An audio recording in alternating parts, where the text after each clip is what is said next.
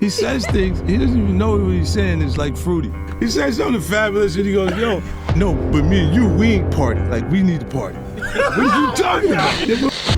He's a sex worker. He's got guts, and he's got semen-coated VHS tape. Everybody kind of knew back in the day that Meek Mills and Puff was a little too friendly. We gonna get you and your little dog, too. And congratulations, Young Miami. Run as fast as Cassie did. I'm sorry, I'm a little upset about it. Cause Al B. Sure just came out of his coma.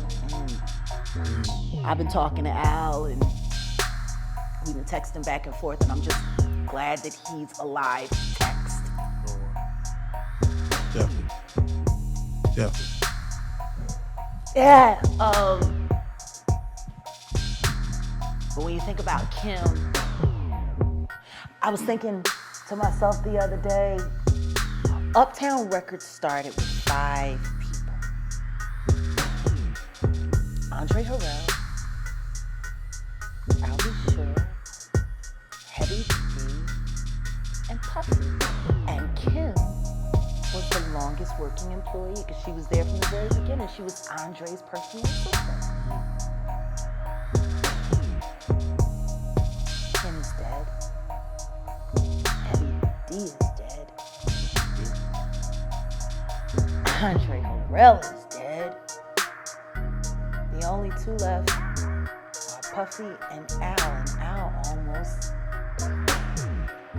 Isn't that interesting? Jaguar Wright is pulling back the curtain on Diddy's MO and how he keeps eliminating his enemies. Heavy D was found dead, face down in the heart attack. Andre Harrell, heart attack. Kim died from pneumonia, but there's the first coroner's report that said that she died. It was ruled a homicide, and they found toxins in her body to prove that she had been poisoned. You know, they have poisons that create heart attack and pneumonia-like symptoms. And then right after that, Al had a meeting, and I was gonna meet up with him because we were in Vegas, and then the next thing you know, you wanna know what they all had in common though?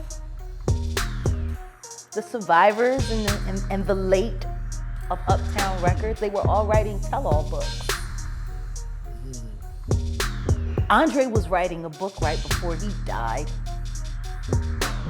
Heavy D was working on a book before he died.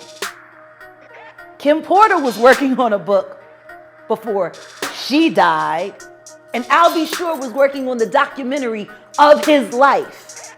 And then he goes into a coma. Has Puffy ever been in a coma? Has anything happened to him? He must be the luckiest motherfucker, because it seems like everybody that worked at Uptown Records from the very beginning. Gone. Just him. I guess Al disappointed you. You know, I speak for a reason. She has been pretty vocal about Diddy's crimes for the longest time, and now she is seemingly bringing to light his plans to take 50 Cent's life for exposing him. He says things, he doesn't even know what he's saying is like fruity. He says something fabulous and he goes, yo, no, but me and you, we ain't party. Like, we need to party. What are you talking about? And when people say that to me, I get a little uncomfortable. Like, when you see Jadakiss put his head down, like, while we stuck here right now, and the cameras is rolling, everybody see, don't make like it's just me, man. What if he do some like a little fluffy stuff now going you guys on? Like he said something to me one time, a long time ago. He told me he'd take me shopping. I looked at him like, what'd you just say? Let me move, man, before I do something. You gonna make me mess up the wedding. Let me get out of no, dude, take me, that's what a guy says to a girl. I asked 50 about that, and he said you did the same thing to him. You asked him to take him shopping. Yeah, I thought he needed some clothes. What? I'm a nice guy. I don't have no beef with Fifth. He loves me. Y'all can't see that he loves me? But see, You really think that's hate? You know he loves me. I don't think he like it. You know he loves me. I don't think Initially, Diddy's reaction to that was this. But it's safe to say that Diddy is not the type of person to let that slide, especially considering his history. Hear what Jaguar Wright thinks about everything that is going on now. So what are your thoughts on the show of force, even not knowing? They did their job. He's a sex worker. He's got guts, and he's got semen-coated VHS tapes. And it's been a crazy year. But the reason why even right now, your old interview that you did last year is trending even crazier because you're almost like, not Nostradamus, but Nostradamus. What you have said, not only in our interview, but on your own personal lives. Yeah.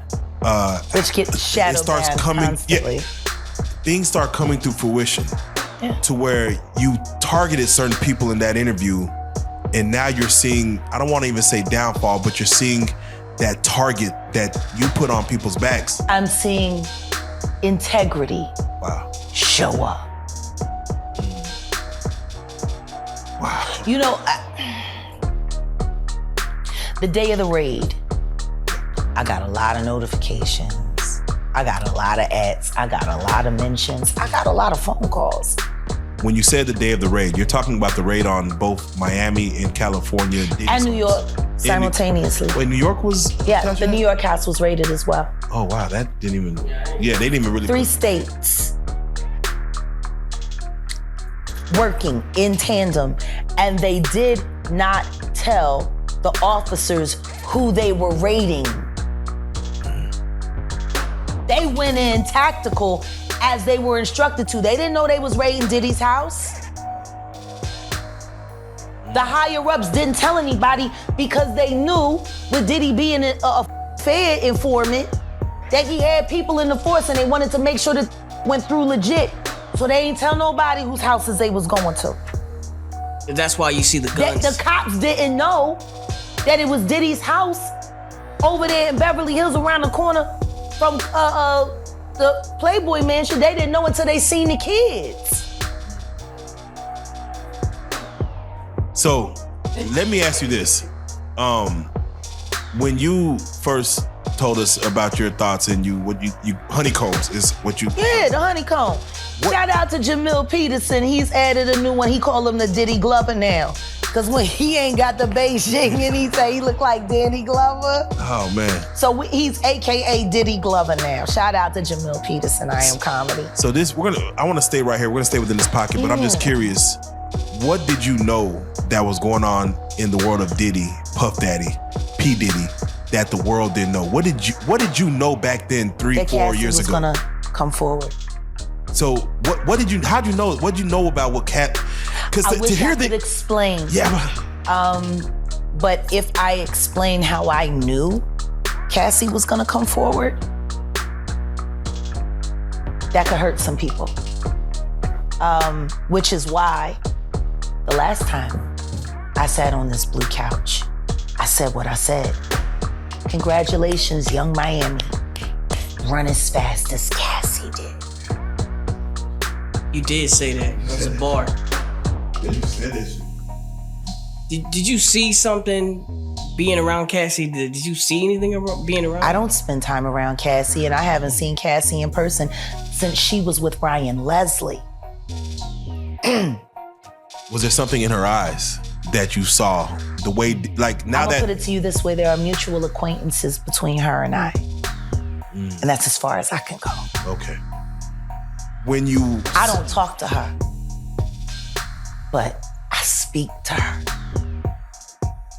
Did you get a chance to see her indictment, what she claimed happened? Oh no, I reviewed all the files, and everything that she said is everything that I said with Storm Monroe 3.5 years ago.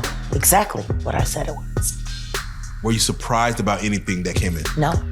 Wow. So nobody else should have been either. Young Jock. You Diddy doo-wop bop.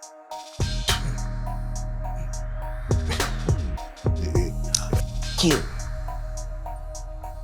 Because you told the truth, Jock, and then after Diddy called you, you went back and tried to clean it up. But your all about is off the Stevie J's. Have you ever been to a P. Diddy party? Yeah, many, honestly. And so, can you take us through like what goes on, like when you were there? What did I say when y'all asked me about why was the TD Jakes at the Diddy party? Yeah. What'd I say? Money and sex. That's correct. Were you surprised that there were so many cameras in his houses? No! That he's recording these? Of course, he is the J. Edgar Hoover of hip-hop. Okay. Y'all done seen him put on the pyramid with a skirt? She was then asked if this was routine with Diddy, and more importantly, in the industry. Cassie was told to hire male escorts to come in what they call freak-offs now. Yeah. Is that something normal that happens in Hollywood? Yeah. Freak-offs. Yeah. Okay. Everybody know that. I've been saying it. Yeah. How many times I got these is wild. So do you feel like people, when they hear Pink name, Young Miami has to bring across? Wait, the Tusi. Yeah, the Tusi. That's what they call. I found out. I talked to my guy because I wanted to be informed. Because people was calling it Tusi, that's calling it the Tunchi. I didn't know which one it was, so I talked to my guy, and my guy filled me in, and then it made perfect sense. Tusi. Talk to him. Drugs with Jaguar. Let's talk. Drugs education. 101. So Tusi is the coke, but they take the ketamine and cook it up. And they fold it into the coke. Now, if you don't know what ketamine is what they call on the street Special K. It's a veterinary drug. It's a horse tranquilizer. Now, gay men have been using this for years. See, back in the day, if you went to a gay party or a gay rave, there were certain drugs that you would always find on hand. Viagra, ecstasy, Special K, and cocaine.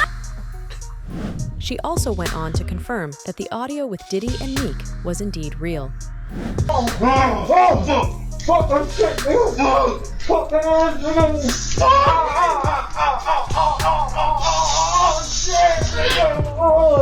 the champagne was spiked, son. Like, all the champagne was spiked. Everybody was passed the fuck out. I don't drink, so I was playing that shit off like I don't fucking drink. I smoke, man. Like, I smoke and I had my own weed, but like, everybody was passed out. Yo, Diddy had that man in the room. Look, yes, I put my ear to the fucking door and I brought the phone because Diddy started going in overdrive. I ain't know what the was going on, but I just heard balls slapping against ass cheeks. I heard struggling to take dick. I heard niggas being like, yeah, daddy. Like, when he started all that daddy this and daddy that, and then I heard some hollering and struggling like, yeah, I kept the phone there and I recorded all that shit because I was like, this nigga Diddy bitch. So I'm finna put the squeeze on and give me a couple dollars and just say, you know what I'm saying? Just nobody believed that was really Diddy beating Meek back in. But now y'all motherfuckers believe the video, right? Right? Somebody throw me a couple dollars. You think that audio that they put out was real? Yeah, that was real. Nicki put that out there. That Nicki recorded that at the freak off in the Calabasas.